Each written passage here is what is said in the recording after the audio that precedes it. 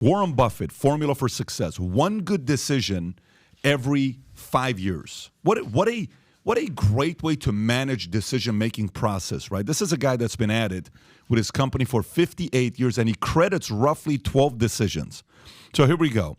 Warren Buffett's annual letter to shareholders reflects that in the last 58 years of investing and identifies only a dozen good decisions they've made, averaging one every 5 years as a source of Berkshire Hathaway's 3,784,464% return over that period.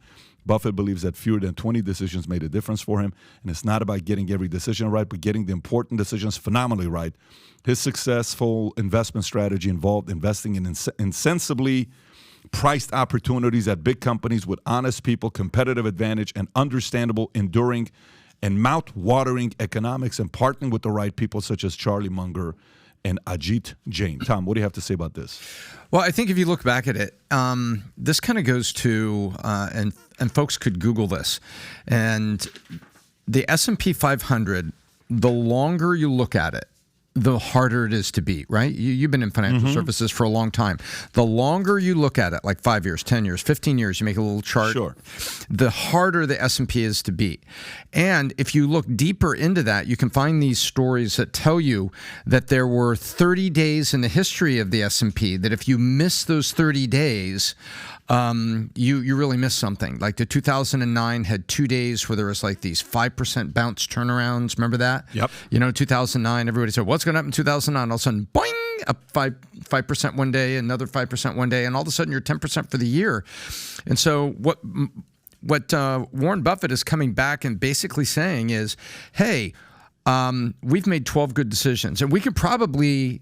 you're saying that. Let me tell you what I just found. According to Hartford Fund, if you miss the market's 10 best days over the last 30 years, this is S&P 500, your returns would be cut in half. There it is. That's it. And that's why the S&P 500 index, like a cash index held for a long time, is usually a good idea. And that's why a lot of the life insurance products like PHP sold. You built this monstrous life insurance agency on a nationwide basis, Pat, and a lot of those IUL index universal lives were tied to S&P indexes. So it showed that something that's stable like life insurance. So back to Buffett. You asked me about Buffett.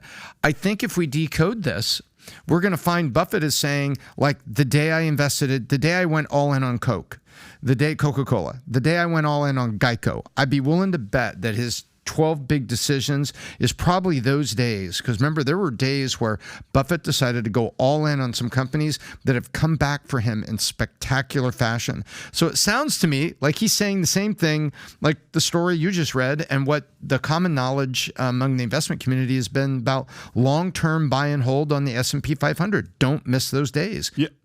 And by the way, Tom, if there are certain decisions, like when you think about creating wealth, right?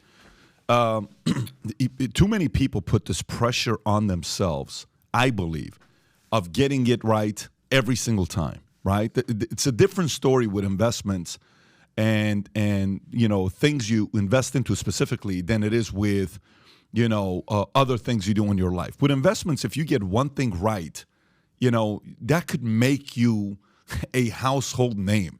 You could have failed in 18 different businesses. None of them worked out, and then all of a sudden, boom, one thing you get right, you sell it for $50 million, you sell it for a couple $100 million, you sell it for $1 billion.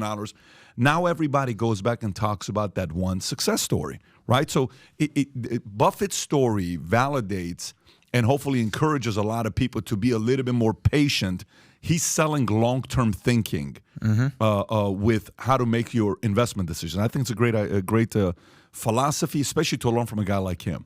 I heard a statement. It's really short, and it's this. If you're going to invest, remember, it's a cornfield, not a sports book. You go in the sports book, oh, maybe I'll bet on this Laker game. Yeah. And then 20 minutes later, there's another game starting. Maybe I'll bet on this one. So if you're bouncing in and out, if you get a Robinhood account, you're bouncing in and out, that's a recipe for, you never beat the sports book. You may get a one big hit once in a while. Maybe the super professional gamblers get it. But the average guy going into a sports book around the Super Bowl or March Madness, they never get it. We see that. Whereas you treat it like a cornfield. What do you do once a year? You harvest some corn, and you have patience in between.